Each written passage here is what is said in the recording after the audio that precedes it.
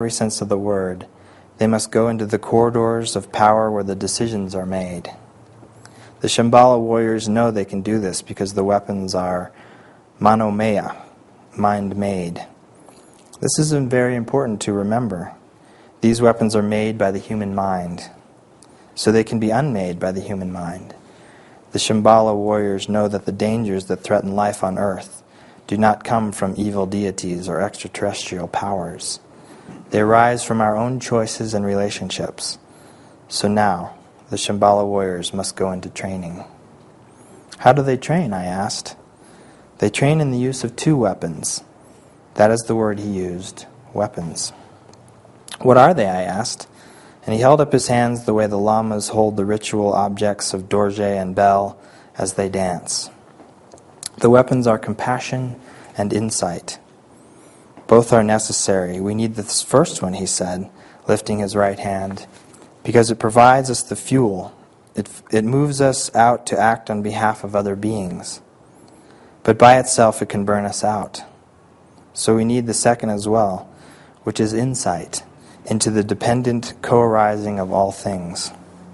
It lets us see that the battle is not between good people and bad people, for the line between good and evil runs through every human heart. We realize that we are interconnected, as in a web, and that each act with pure motivation affects the entire web, bringing consequences we cannot measure or even see. But insight alone, he said, can seem too cool to keep us going. So we need as well the heat of compassion, our openness to the world's pain. Both weapons or tools are necessary to the Shambhala warrior. A lot of richness in these stories, yeah? With that, let's take our break for lunch. We're breaking a little early today, so the bus may be here in 5 or 10 minutes. Yeah, it'll be here about 10 to 12. About 10 of. So we will come back together at, what do we normally do? 1:30? So let's come back at 1:15.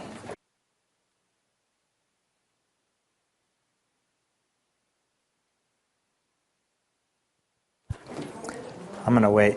There's a few more people, I think, in the bathroom. You can hear them. Yeah, it's scary, isn't it? We all ready to roll? Okay. Now we're going to move into a process that begins to put together metaphor with a lot of what you've been doing already in the training. And if you notice, the last couple of exercises were sort of building on that. First you told a metaphor, sort of free form, whatever came to you, and that was the first exercise. So you got a chance to do that. And then you started exploring sort of how to make those connections between things in the second, exercise, starting to put those linkages together. And then the third exercise was about pacing and leading, beginning to think about how you could actually interact with somebody using metaphor, hear what they had to say, and then pace back to them what you heard, and then transfer that into your own experience in a metaphoric way. And now we move into putting that all together in a much more dynamic way. What we're going to do is we're going to explore what we did yesterday, where we learned about present state and desired state, and kind of comparing those two, so that you have that information from the person so that you can create a metaphor that helps move them from their present state to their desired state, just by telling them the metaphor. So that's the next exercise. How to embed in to a metaphor the pace and the lead in one story. Sound interesting? Great. So let me go through what we're going to do first. Since it's more complex, I want you to have several sort of opportunities to see what's going to happen here. So we're going to go through what we're going to do. Then I'm going to have the coaches come up and do a demonstration for you of it. And then you'll go out and do it. Okay? So the first step is presenting present state and desired state. So you've got a little bit of practice now with doing that. So you can basically tell them, here's where I am, here's where I want to go. Then they're going to take a little time, B and C, to gather information to specify those two so that they feel really clear about what those two are. So they can do that compare and contrast. Now this is in your notes, so you don't need to be writing this down. This is just shorthand for page 8. So if you'd rather not write it, you can just follow along there. So B and C then will, and I wrote briefly here on purpose because I really want you just to get just enough information to know the differences between the two. So you can begin to think about what the transition is going to be. What needs to occur to get them from here to there. Okay? You're also going to watch for nonverbal behavior or gestures that are associated with the present state and desired state. So if my body language, when I'm talking about my present state, is more slumped or more like this, or I have a certain gesture that I'm using or a facial expression, you want to kind of make note of that. Notice the physiology that goes with that. And then when I shift into starting to talk about my desired state, my face may shift, my body language may shift, it may become more open. Watch for that so you can see those differences in my physiology. Because you'll want to use those shifts when you're telling the metaphor later. So you can start your story here and transition your story to here. Everything clear so far?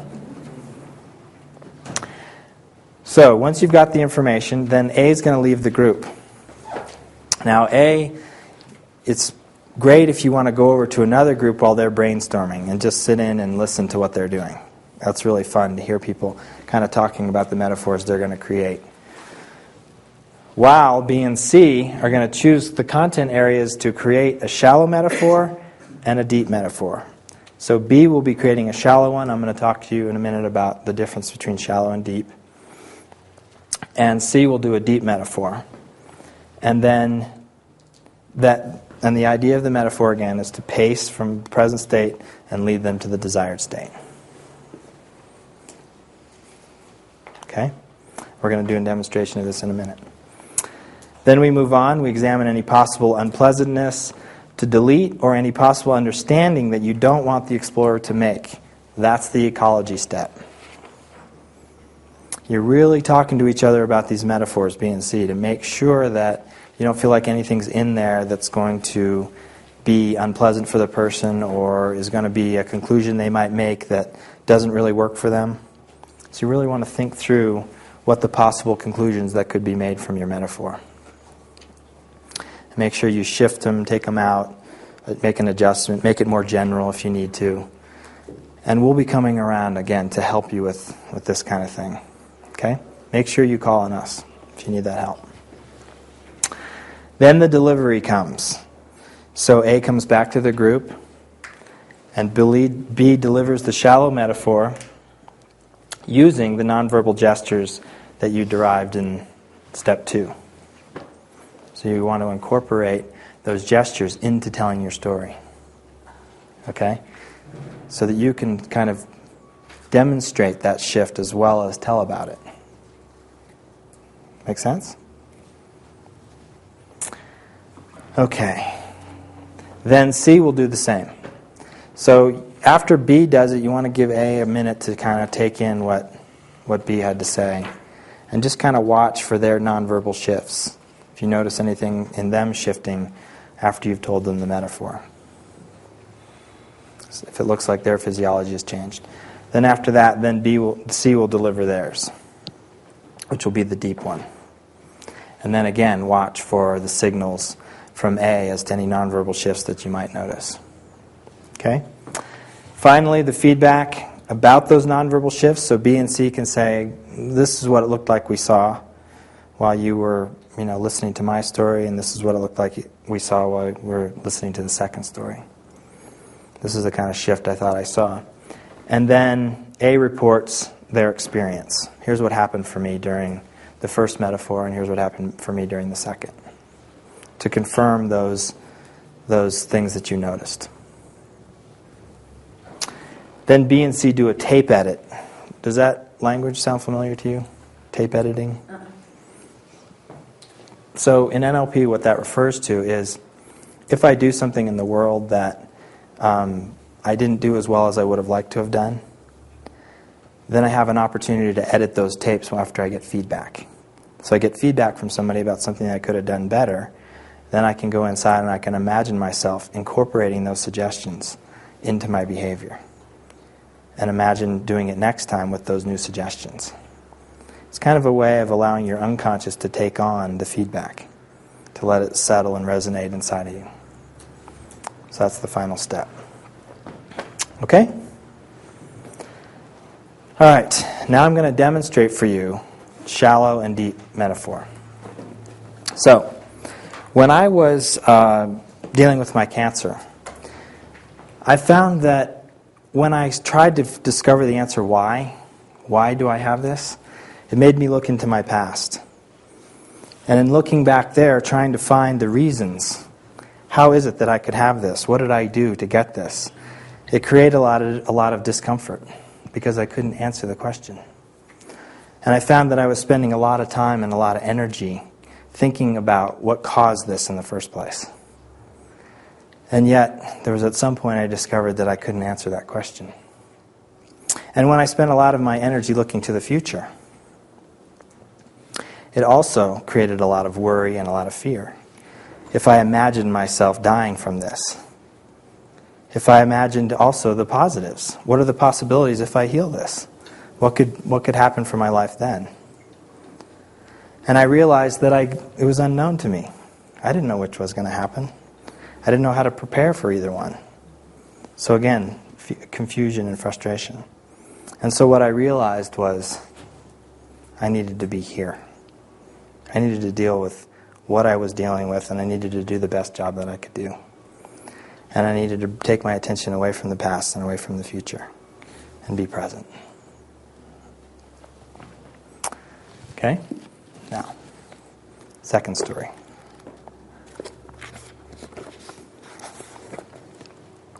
A man traveling across a field encountered a tiger.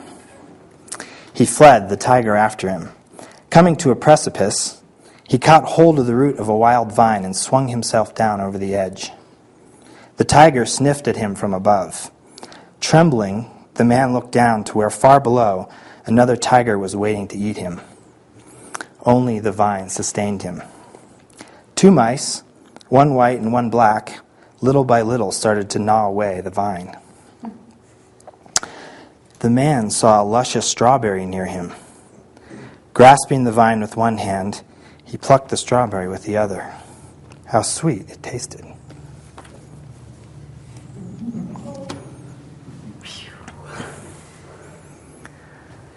That's the deep one. Is it telling the same story?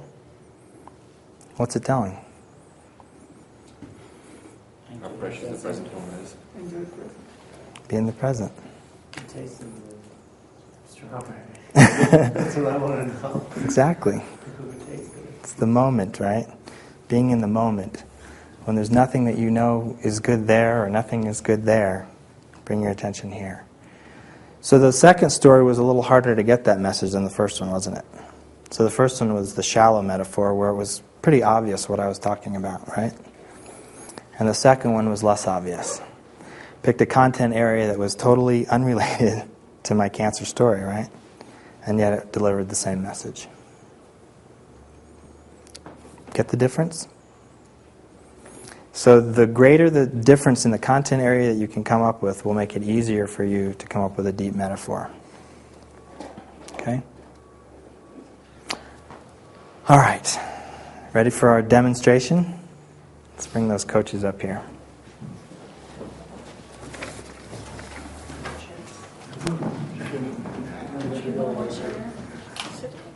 We'll do it standing, I think. Oh, yeah? Okay. Is that okay with you? Yeah. You'd rather sit? Actually, yeah, I'd rather sit. Okay.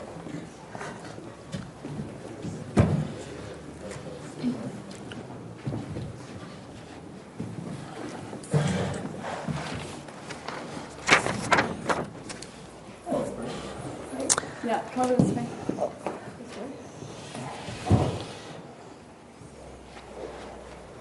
So let's start off by just identifying A, B, and C. You're A. A is going to present. Yeah.